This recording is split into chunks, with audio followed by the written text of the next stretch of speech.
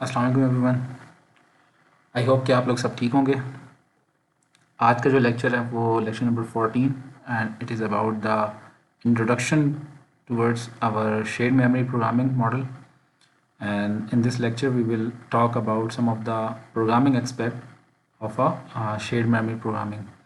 इससे पहले वाले लेक्चर में हम लोगों ने ये कुछ देखा है कि एक मल्टी थ्रेड एनवायरनमेंट क्या होता है और उसके अंदर कैसे कुछ इश्यूज आ सकते हैं, उनको ओवरकम कैसे कैसे कर सकते हैं। आज के लेक्चर में जो हमने देखना है वो ये देखना है कि जो शेयर्ड मेमोरी प्रोग्रामिंग है वो कैसे की जा सकती है, ओपन एम पी क्या होता है, उसके बेसिक्स चीज़ें हमने थ्योरेटिकल एस्पेक्ट से और कुछ प्रोग्रामिंग एस्पेक्ट से हमने आज देखनी है। तो स्टार्ट करते हैं। अच्छा, इनिशियली हमारे पास अगर बात करें तो जो हमारे पास कंप्यूटर आर्किटेक्चर अगर देखें तो हमारे पास इनिशियली तौर पे हमारे पास सिंगल कोर प्रोसेसर था। सिंगल कोर प्रोसेसर के अंदर क्या होता था कि हमारे पास एक ही प्रोसेसर था और वो मेमोरी से डाटा लेता था, उसको एग्जीक्यूट करता था, आउटपुट देता।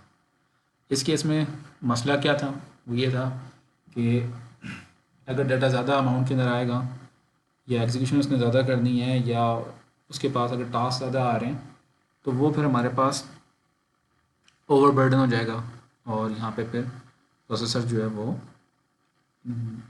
चोक कर सकते हैं।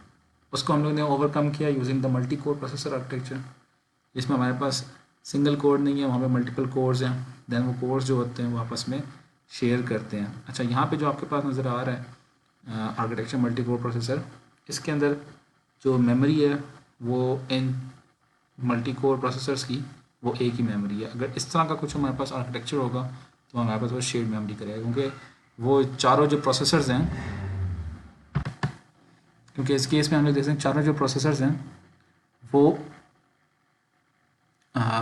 उस एक मेमोरी स्पेस को ही शेयर कर रहे हैं और उसी से डाटा लेके तो उसको एग्जीक्यूट कर रहे हैं। देन यहाँ पे जिस तरह का जो आर्किटेक्चर हमारे पास शेयर्ड मेमोरी कहलाता है।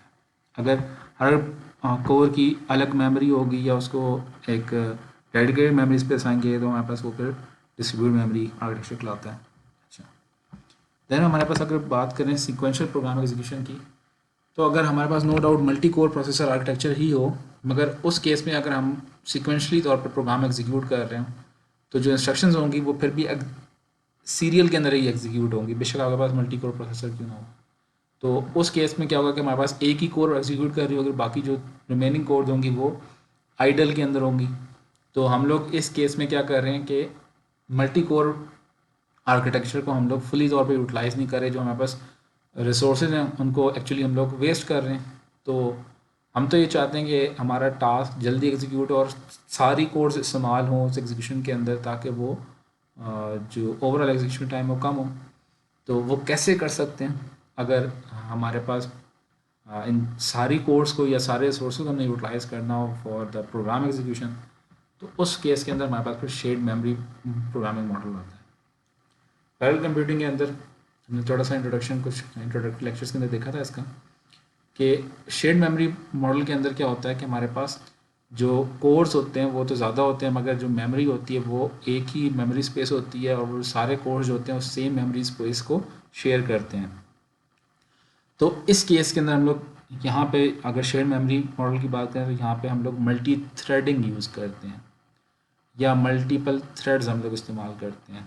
हर कोर के ऊपर अज्यूम अगर किया जाए बाय डिफ़ॉल्ट तो 2 थ्रेड्स रन करते हैं हर कोर के ऊपर। तो इसमें इस केस में क्या होगा, अगर हमारे पास 4 कोर हैं तो 8 थ्रेड्स रन करेंगे और मल्टीपल थ्रेड्स जो होंगे वो इंडिपेंडेंटली तौर पे ऑपरेट करेंगे with in the same shared memory resource. और यहाँ पे जो डेटा होगा उसको हम लोग एक्सप्लिसिटली तौर पे एलोकेट नहीं करेंगे, वो शेयर्ड होगा, एक्सप्लिसिटली तौर पे किसी एक के लिए नहीं रिजर्व किया जाएगा। अगर किसी मेमोरी लोकेशन में कोई चेंज आएगी तो वो तमाम प्रोसेसर्स को विजिबल होगी, ठीक है, क्योंकि उन्होंने उसी मेमोरी स्पेस को शेयर करना है। यहाँ पे जो शेयरिंग जो कम्युनिकेशन अमंग द कोर्स या अमंग द थ्रेड्स जो है वो कम्युनिकेशन जो है वो जो कम्युनिकेट करेंगे, जो भी अपडेट आई तो वो इम्प्लिसिट तौर पे होगी और जो सिंक्रोनाइजेशन है वो एक्सप्लिसिट तौर पे की जाएगी। आइडेंटिफाई किया जाएगा कि कौन सी कोर और कौन से थ्रेड को हमने सिंक्रोनाइज करना। अच्छा, देन इस तरह का जो एनवायरनमेंट है शेयर्ड मेमोरी मॉडल, उसके अंदर हमारे पास सबसे जो मशहूर प्रोग्रामिंग एक के हवाले से बात करें, हमारे पास ओपन एम पी कहलाता है। Open M P stand for open specification for multi processing. इसके अंदर मल्टी थ्रेडेड पैरेललिज्म प्रोवाइड की जाती है। इसमें हम लोग क्या करते हैं कि हम लोग स्पेसिफाई करते हैं कंपाइलर डायरेक्टिव्स के थ्रू हम लोग मल्टी थ्रेडिंग अचीव करते हैं। रन टाइम लाइब्रेरी रूटीन्स होती हैं और कुछ इन्वायरमेंट वेरिएबल्स होते हैं। जो ओपन एम पी है वो हमारे पास एक ए पी आई है for multi threaded shared memory parallelism architecture, ठीक है।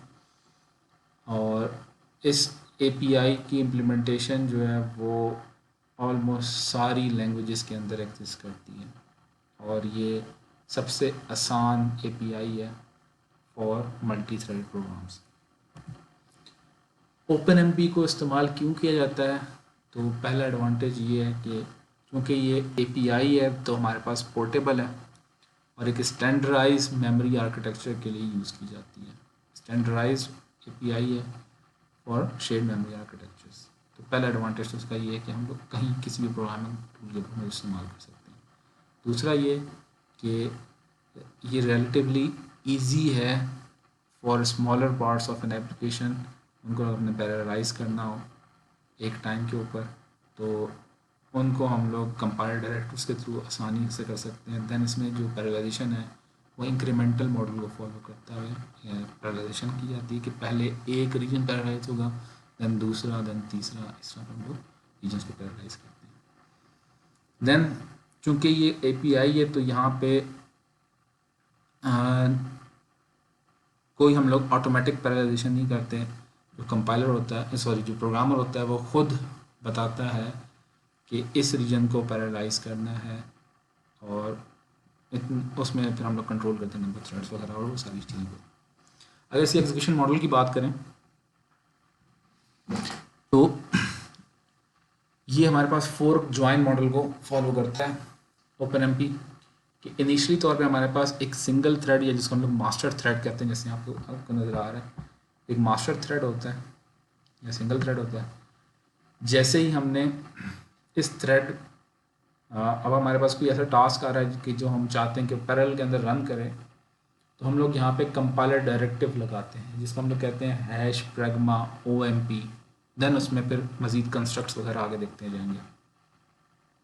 जैसे हम लोग कंपाइलर डायरेक्टिव लगाते हैं, जो प्रोग्रामर होता है जैसे वो कंपाइलर डायरेक्टिव यूज़ करता है तो एक्चुअली हम लोग पैरेलल रीजन क्रिएट कर रहे होते हैं। पैरेलल रीजन कैसे क्रिएट होता है कि वो फोर्क बन जाता है। फोर्क बनने से क्या होता है कि हमारे पास जो एडिशनल थ्रेड्स होते हैं उस मास्टर थ्रेड के अंदर वो लॉन्च हो जाते हैं, ठीक है। जैसे ही वो लॉन्च हो जाते हैं तो वो जो टास्क होगा वो हर थ्रेड के ऊपर एग्जीक्यूट होगा, और सॉरी वो डिवाइड कर लेंगे उस टास्क को, ठीक है।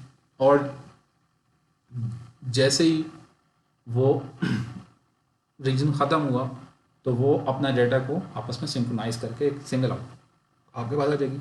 देन फिर आगे मज़ीद अगर कहीं पे करना है तो सेम इसी तरह कंपाइलर डायरेक्टिव यूज़ किया जाएगा और फिर पैरेलल रीजन क्रिएट कर जाएगा। तो ये जो पैरेलल रीजन है, जितने हमने पैरेलल रीजन बनाने होंगे, ये दोबारा फोर्क ज्वाइन मॉडल हमारे पास रिपीट हो जाएगा। फोर्क कहाँ पे बना रहे हैं, जहाँ पे हम लोग कंपाइलर डायरेक्टिव दे रहे हैं, जहाँ पे हमारा वो पैरेलल रीजन एंड हो रहा है वहाँ पे फिर हमारे पास ज्वाइन यूज़ हो रहा है और फिर हमारे पास वो वापस सिंक्रोनाइज होकर डाटा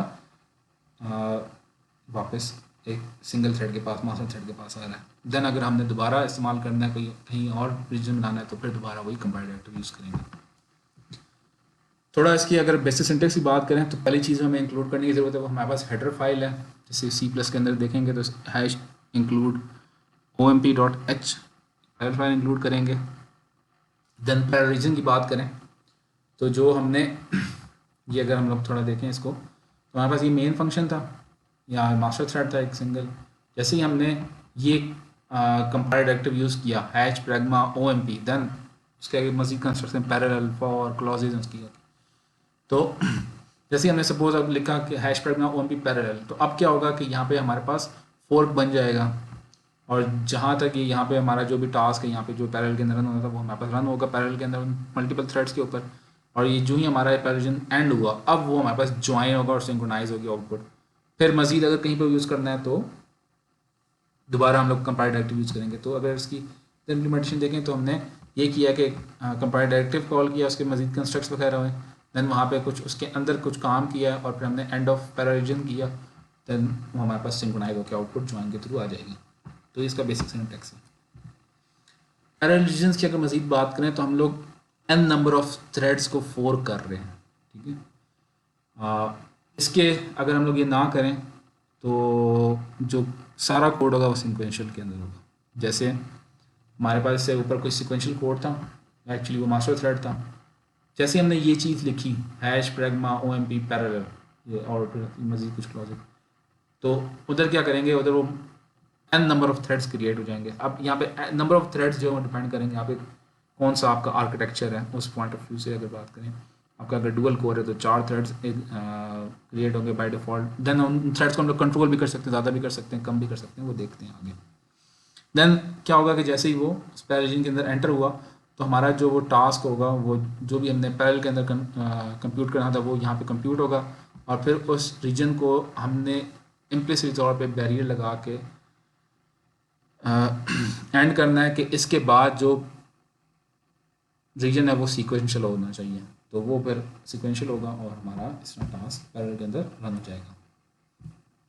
तो पैरेलल के जो डायरेक्टिव अगर उसकी बात करें तो हम लोग यहाँ पे जो डायरेक्टिव यूज़ करते हैं वो स्पेसिफाई करते हैं कि कौन सा रीजन आपने पैरेललाइज करना है, ठीक है। तो वो हम लोग यूजली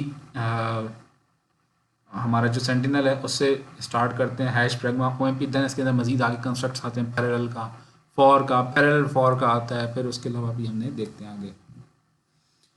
अच्छा, जो थ्रेड्स होते हैं वो कैसे इंटरेक्ट करते हैं आपस में, तो थ्रेड्स ने जो रीड और राइट करना है शेयर्ड वेरिएबल को, इससे पिछले लेक्चर के अंदर शेयर्ड वेरिएबल वाला सारा कॉन्सेप्ट देखा, उसके अंदर रेस कंडीशन डेडलॉक सारा कुछ किया। तो यहाँ पे जो थ्रेड्स ने रीड और राइट करना है शेयर्ड वेरिएबल के अंदर, रीड करना है या राइट करना है, यहाँ पे जो कम्युनिकेशन होगी वो इम्प्लिसिट होगी, ठीक है।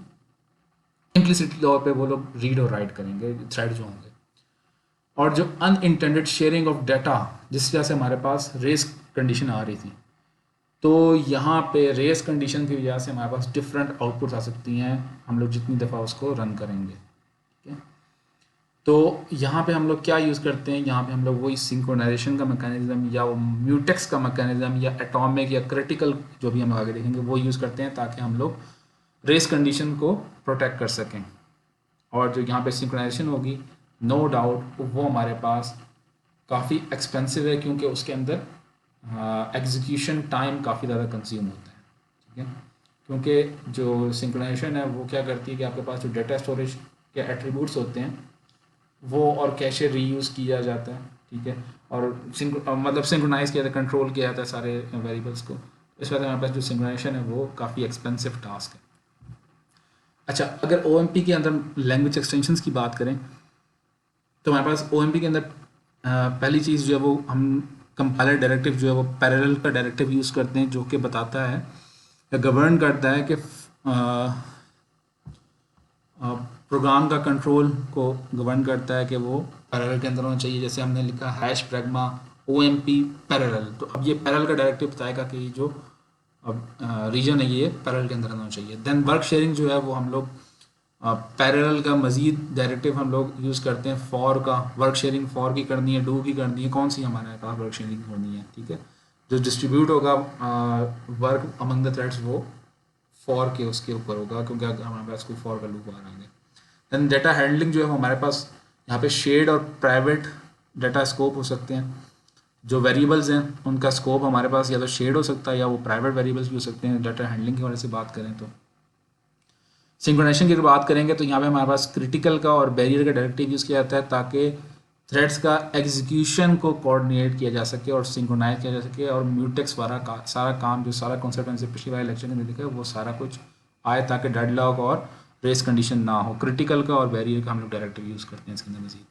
देन हमारे पास कुछ यहाँ पे रन टाइम और फंक्शंस होते हैं और एनवायरनमेंट वेरिएबल्स होते हैं जो कि यूजली यूज़ किए जाते हैं नंबर ऑफ़ थ्रेड्स को सेट करने के लिए, नंबर ऑफ़ थ्रेड्स को गेट करने के लिए, उनका स्केड्यूल करने के लिए, या उनके नंबर ऑफ़ थ्रेड्स को पास करने के लिए कितने नंबर ऑफ़ थ्रेड्स हमारे पास इस पैरेलल होने चाहिए, या उनको किस तरह हमारे पास स्केड्यूल होना चाहिए। तो जो हमारे पास हमने पहली बात की था, पैरेलल का कंट्रोल वेरिएबल होगा, कंट्रोल स्ट्रक्चर होगा, तो उसमें देखते हैं कि पैरेलल रीजन जो होगा वो हमारे पास इस तरह बनेगा कि हैश प्रैग्मा OMP पैरेलल लिखेंगे तो हमारे पास पैरेलल रीजन बनेगा। देन यहाँ पे हमारे पास वर्क शेयरिंग जो होती है वो हम लोग इस तरह कर सकते हैं कि पैरेलल रीजन के बजाय हम लोग अगर वर्क शेयरिंग करें हैश प्रैग्मा OMP फॉर की, अगर वर्क शेयरिंग करें सेक्शन की भी हो सकती है।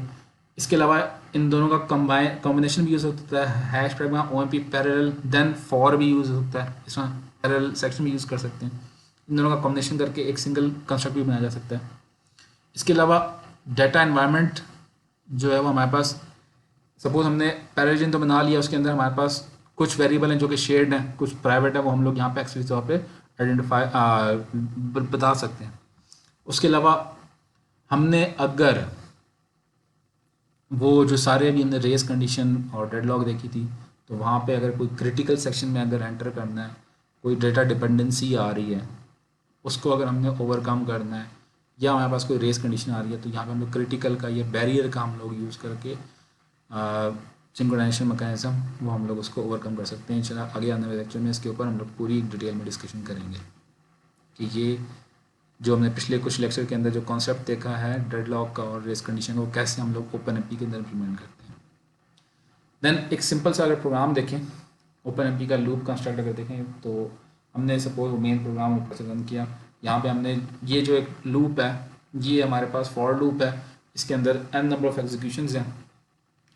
इसको अगर हमने पैरेलल के अंदर रन करना तो हम लोग कुछ तरह कंस्ट्रक्ट लिखेंगे, ये hash pragma OMP parallel, then work sharing जो वो यहाँ पे फॉर की है तो इस वजह से फॉर, इसके अगेंस्ट कैसे वो काम करेगा कि हमारे पास इससे पहले जो था वो सिंगल थ्रेड था या मास्टर थ्रेड था, जो ही हमने ये कंपाइल डायरेक्टिव यूज़ किया तो हमारे पास फोर्क क्रिएट हो जाएगा, और फोर्क के अंदर हम लोग क्या कर रहे हैं कि फॉर लूप की वर्क शेयरिंग हो रही है उन थ्रेड्स के दरमियान में, वो थ्रेड्स जो होंगे इन वेरिएबल को पैरेलल के अंदर एग्जीक्यूट करेंगे। यहाँ पे हमने कोई आइडेंटिफाई नहीं बताया नहीं है कि कितने नंबर ऑफ़ थ्रेड्स होने चाहिए, तो बाय डिफ़ॉल्ट जितने भी आपके पास, अगर सपोज डुअल कोर है तो 4 थ्रेड्स के ऊपर रन होगा, अगर क्वाड कोर आर्किटेक्चर है तो हमारे पास 8 थ्रेड्स के ऊपर रन होगा। ठीक है, तो अगर हम लोग यहाँ पर आइडेंटिफाई करना चाहें तो या एक्सप्रेस तौर पर बताना चाहेंगे कितने थ्रेड्स से पैरेलल को एग्जीक्यूट किया है, तो उस तरह भी हम लोग कर सकते हैं। वो हमारे पास एनवायरनमेंट वेरिएबल के थ्रू हम लोग किया जा सकता है। अगर इसकी कंपाइलेशन की बात करें इसी कोड की, तो हमारे पास ये कुछ इस तरह से कंपाइल होगा, GCC का कंपाइलर यूज़ किया जाता है। अच्छा, देन यहाँ पे हमारे पास कुछ रन टाइम लाइब्रेरी रूटीन्स हैं। जैसे अगर हमने नंबर ऑफ़ थ्रेड्स को सेट करना हो किसी पैरेलल रीजन के अंदर, जैसे मैंने भी बोला इससे पहले एग्जाम्पल में कि सपोज ये पैरेलल रीजन था, इसको हम लोग 12 थ्रेड से चलाना चाहते थे, तो उसके लिए हम लोग यहाँ पे कुछ लाइब्रेरी रूटीन्स हैं रन टाइम, उनसे हम लोग सेट कर सकते हैं। जैसे OMP set number of thread जो होगा वो हमारे पास सेट करके देगा, देन यहाँ पे कोई इंटीजर वैल्यू पास करेंगे तो वो उतने नंबर ऑफ़ थ्रेड से हमारे पास वो जो पैरेलल होगा वो एग्जीक्यूट करवाएगा। एक्चुअली हम लोग सेट कर रहे हैं उस पैरेलल के लिए नंबर ऑफ़ थ्रेड्स। देन हमारे पास अगर गेट करना हो कि कितने नंबर ऑफ़ थ्रेड्स हमारे पास पैरेलल को एग्जीक्यूट कर रहे हैं, अगर वो गेट करना हो तो हमारे पास गेट नंबर ऑफ़ थ्रेड्स है। देन रैंक अगर हमें पता करना हो तो गेट थ्रेड नम जो होता है वो रैंक या ID पता करके देता है हर थ्रेड का। उसके अलावा जैसे हमारे पास ये तो रन टाइम लाइब्रेरी रूटीन थी, इसके अलावा हमारे पास एनवायरनमेंट वेरिएबल्स होते हैं, वो भी हमारे पास काम कर सकते हैं। जैसे export OMP num thread equal to 4, ये जो होगा एनवायरनमेंट वेरिएबल वो एक्चुअली सेट कर रहा है number of thread during the execution, वो इतने 4 होने चाहिए। या अगर हमने अलाउ करना हो डायनेमिकली तौर पे डिटरमाइन करना हो किसी भी नंबर ऑफ थ्रेड्स पे, तो हम लोग डायनेमिक OMP डायनेमिक भी कर सकते हैं एनवायरनमेंट वेरिएबल थ्रू। इसी तरह नेस्टिंग के थ्रू भी कर सकते हैं, थ्रेड की ID भी गेट कर सकते हैं, ये भी एनवायरनमेंट वेरिएबल। मगर यहाँ पे अगर बात करें ना कि किसकी प्रायोरिटी हाई होगी, तो जो पैरेलल रीजन की क्लॉज होती है उसकी सबसे हाईएस्ट प्रायोरिटी होती है। उसके बाद एग्जीक्यूशन की अगर बात करें, देन उसके बाद हमारे पास रन टाइम फंक्शन की होती है, सबसे जो लोएस्ट प्रायोरिटी होती है एग्जीक्यूशन में वो हमारे पास एनवायरनमेंट वेरिएबल की होती है। जो पैरेलल क्लॉज है जो हमने ये लिखा, compile directive hash pragma on be parallel, वहाँ पे अगर हम लोग number of threads num underscore thread then one teacher value pass करें तो उसकी सबसे हाईएस्ट प्रायोरिटी होगी कि ये जो पैरेलल रीजन है इतने नंबर ऑफ थ्रेड से एग्जीक्यूट होना चाहिए। या उस पैरेलल रीजन के अगर हम लोग अंदर सेट कर रहे हो कुछ number of threads, actually run time function है, उसकी जो प्रायोरिटी होगी एग्जीक्यूशन की वो पैरेलल रीजन क्लॉज से कम होगी। सबसे जो लोएस्ट प्रायोरिटी हमारे पास नंबर ऑफ थ्रेड्स जो हम लोग सेट कर सकते हैं या एक्सप्लिसिट तौर पे रन कर सकते हैं वो एनवायरनमेंट वेरिएबल के थ्रू है, वो हम लोग ग्लोबली तौर पे या अगर हम लोग एनवायरनमेंट वेरिएबल को कहीं भी डिक्लेयर करना चाहें तो वहाँ पे डिक्लेयर करके पास कर सकते हैं उतने नंबर ऑफ थ्रेड से। तो ये कुछ बेसिक सी चीज़ें थी आज के लेक्चर के अंदर। ये कुछ बेसिक सी चीज़ें थी जो कि हमने देखी रिगार्डिंग शेयर्ड मेमोरी प्रोग्रामिंग की, कि उसको कैसे प्रोग्राम कर सकते हैं, और ओपन एमपी की हमने कुछ बेसिक चीज़ें देखी। इस वजह से अगर आपका कोई भी सवाल हो तो जो आगे आने वाले हमारा लाइव सेशन है उसके अंदर आप लोग पूछ सकते हैं। आई होप कि आपको ये सारा लेक्चर समझ आ गया होगा, क्योंकि इससे पहले हमने कुछ लैब के अंदर इससे रिलेटेड काफ़ी कुछ काम कर लिया। ओपन एमपी का मल्टी थ्रेडिंग का भी आप लोगों को मैंने असाइन भी कर दिया। तो आई होप कि आप लोगों को काफ़ी हद तक ये क्लियर हो गया होगा। अगर फिर भी कोई इशू है इस लेक्चर से तो आप लाइव सेशन के अंदर लाजमी मुझसे क्वेश्चन पूछिएगा। ओके जी, अल्लाह हाफिज़।